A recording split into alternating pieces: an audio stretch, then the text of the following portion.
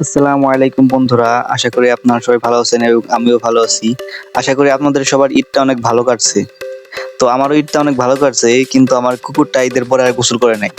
তো তাকে আমরা কোনো রকম ধরে বেঁধে গোসল করার জন্য নিয়ে যাচ্ছি পুকুরের ধারে।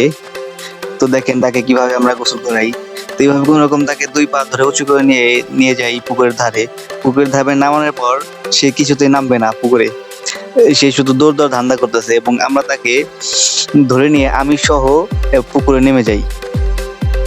তো তারপরে আমরা তাকে কোনো রকম করে ঘিটি ধরে গোসল করানোর ট্রাই করি। তো সে শুধু পালানোর চেষ্টা করতেছে। তো আমরা তাকে পা দিয়ে ধরে গোসল করানোর ট্রাই করি। তো সে আবার পালাবে, সে পালানোর চেষ্টা করতেছে, কিন্তু আমরা তাকে আবার ধরে বেঁধে শ্যাম্পু দিয়ে গোসল করানোর ট্রাই করতেছি। তো তার শুধু একটাই ধান্দা, সে কোনো রকমে পালিয়ে পারলে বাঁচে, কিন্তু আমরা তাকে গোসল করাবো। এবং তারপরে আমরা তাকে কোনো রকম করে সারা শরীরে শ্যাম্পু মেখে দিই। শ্যাম্পু মেখে দেওয়ার পরে তাকে আমরা সুন্দর করে একটা গোসল করাই। তো তারপরে আমরা শ্যাম্পু মেখে দেওয়ার পরে তাই সে এবং আমি দুজন মিলে পানির নিচে পানি দিয়ে চলে যাই। তারপরে আবার তাকে গোসল করাই।